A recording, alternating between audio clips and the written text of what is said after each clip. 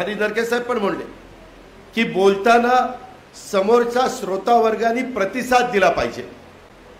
उगीच आम्ही बोलतोय ह्या कानातनं ऐकतायत त्या कानातनं सोडतायत, काही ढेपाळले आहेत, काही त्यांच्या डोळ्यावर झोप आलेली आहे, असले प्रकार मी बघत होतो। माझं तर असे सटकत होती, पण गप बसलो, म्हणलं कुठं आता इथं पण सटकून चालणार आहे। आता बघा का निवडणुका होत नाही, उद्याच्या 20 जूनला किंवा 25 जूनला हे सगळे गद्दार लोकांनी गद्दारी केली, त्याला 1 वर्ष होईल। 1 वर्ष ते सरकारमध्ये आहेत ना, कुणी अडवलंय का? मुंबई महानगरपालिका का, नागपूर महानगरपालिका, पुणे, पिंपरी चिंचवड, कोल्हापूर, सोलापूर सांग का घेत नाही? त्यांना कुठेतरी काहीतरी खटकतंय की आता आपण निवडणुका घेतल्या तर काय होती। मधी सुशिक्षित वर्गानी जिथं जिथं पदवीधर शिक्षक मतदारसंघाच्या निवडणुका झाल्या तिथं आत्ताच्या राज्यकर्त्यांचा पराभव झाला। मी तुमचा अमरावती विभागाचं, नागपूर विभागाचं पण अभिनंदन करीन, तुम्ही पण चांगला निकाल दिला, त्यामुळे त्यांच्या पायाखालची वाळू घसरली। चिंचवडला पण विरोधी मतं त्यांच्या निवडून आलेल्या उमेदवारापेक्षा जास्त गेली, 2 उमेदवार उभे राहिले नाही तर तिथेही आपल्याला कसब्यासारखा निकाल लागला असता। उद्याच्याला चंद्रपूर आणि कसबा नाही, पुणे लोकसभा निवडणूक लागेल, ती केव्हा लागेल ते निवडणूक आयोगाच्या हातात आहे। त्या निमित्तानं पण आम्ही जयंतराव, उद्धव ठाकरे साहेब, बाळासाहेब थोरात, अशोक चव्हाण, भुजबळ साहेब, आम्ही सगळे योग्य निर्णय घेऊ, तुम्ही काही काळजी करू नका। फक्त महाविकास आघाडीमध्ये ज्याला उमेदवारी मिळेल त्या व्यक्तीला निवडून आणण्याच्या करता जीवाचं रान करावं लागेल। आत्ताचे राज्यकर्ते बघा, छोट्या मोठ्या काही ना काही घटना घडतायत, कुठेतरी जातीय दंगली कशा घडतील अशा पद्धतीचं कधी कधी वातावरण तयार होतं। ते कोण करतं, त्याचा मास्टर माइंड कोण आहे ते शोधलं पाहिजे। राज्यकर्त्यांचं ते काम आहे।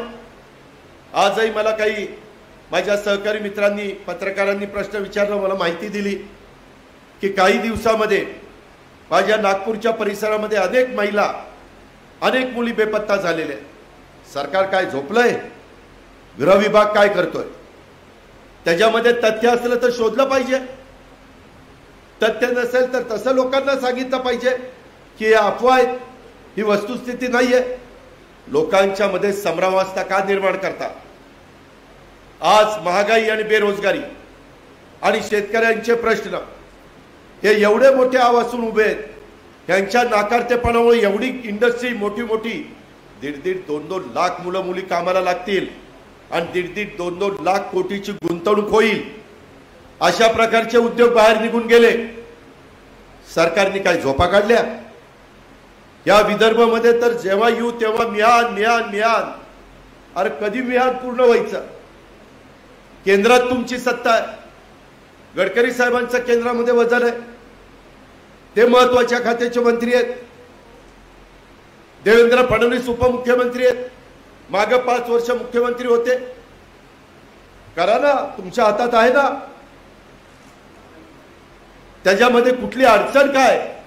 आमचा पाठिंबा आहे, आमचा सपोर्ट आहे।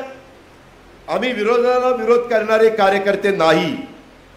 आदरणीय पवार साहेबांनी सातत्याने विकासाचा केंद्रबिंदू मानून पुढे जाण्याचा प्रयत्न केलेला आहे। आम्ही जिथं राज्याचं भलं होणार आहे, जनतेचं भलं होणार आहे, पुढच्या पिढीचं भलं होणार आहे, पर्यावरणाचा ऱ्हास होणार नाही, अशा ठिकाणी आमचा कायम सपोर्ट राहिलेला आहे। मुख्यमंत्री तर फक्त त्या 40 लोकांना सांभाळत बसलेले आहेत, कधी ते काय करतील सांगता येत नाही। मुख्यमंत्री नाही, ती 40 लोक, त्याच्यामुळं त्यांनाही स्थिर सरकार देता आलेलं नाहीये। मुख्यमंत्र्यांची भाषणं तुम्ही ऐकता। परवा पण पुण्यश्लोक अहिल्यादेवी होळकरांचं जयंती होती चौंडीला, भाषणामध्ये मी पण बारकाईने बघत होतो। उपमुख्यमंत्र्यांनी मागणी केली पुण्यश्लोक अहिल्यादेवी होळकरांचं नाव द्या, कोण म्हणतं अहिल्यानगर म्हणा, कोण म्हणतं अहिल्या देवीनगर म्हणा.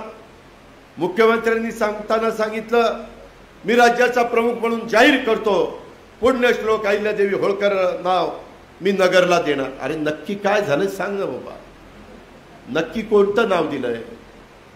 जसं उस्मानाबादला धाराशिव किंवा औरंगाबादला संभाजीनगरच्या ऐवजी छत्रपती संभाजीनगर, तसं तिथं काय केलंय त्याबद्दल पण नीट सांगत नाही.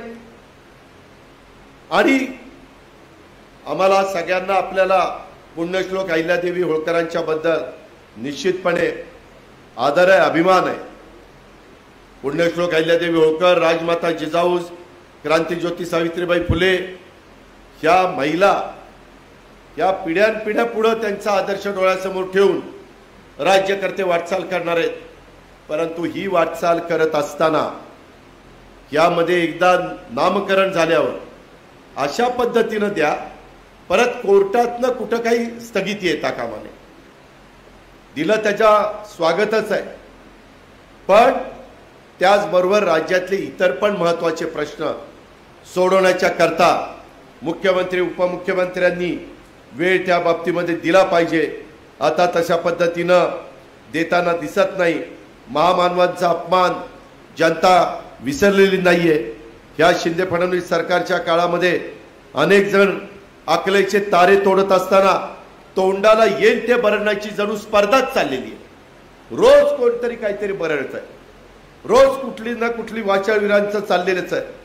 पार त्याच्यामध्ये राज्यपाल महोदयांच्या पासून ते गेले, आता राज्यपाल त्यांची मुदत संपल्यावर, तिथपासून मंत्रिमंडळातल्या ज्येष्ठ नेत्यांच्या पर्यंत सातत्याने यांची जीभ घसरतीये. महामानवांचा अनेक वेळा अपमान यांनी केलेला आहे. हे जाणीवपूर्वक घडवलं जातंय का? माणूस एकदा चुकतो, परंतु सारखं सारखं कसं चुकतो? त्याच्यामध्ये गेल्या आठवड्यात देशाच्या राजधानीमध्ये महाराष्ट्र सदनात सावरकरांची जयंती साजरी करण्यात आली. त्यावेळेस क्रांतिज्योती सावित्रीबाई फुले आणि पुण्यश्लोक राजमाता अहिल्यादेवी होळकरांचा पुतळा हटवला. त्याचं उत्तर मिळालं पाहिजे. हा प्रकार किळसवाणा नाही का? काही कारण नव्हतं.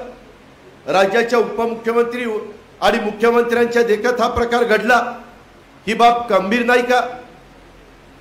महाराष्ट्र सदनानी नंतर थातूर मातूर काहीतरी उत्तर दिलं. अरे काय चाललंय सांगा ना. तुमच्या मनात काय, तुमच्या ओठात काय, तुमच्या पोटात काय, हे आम्हाला कळलं पाहिजे. तो आमचा अधिकार आहे, तो आम्हाला संविधानाने दिलेला आहे. ऊठ ओबीसी जागा हो, नव्या क्रांतीचा धागा हो, हे आता तुमच्या प्रत्येकाच्या अंगातून दिसलं पाहिजे.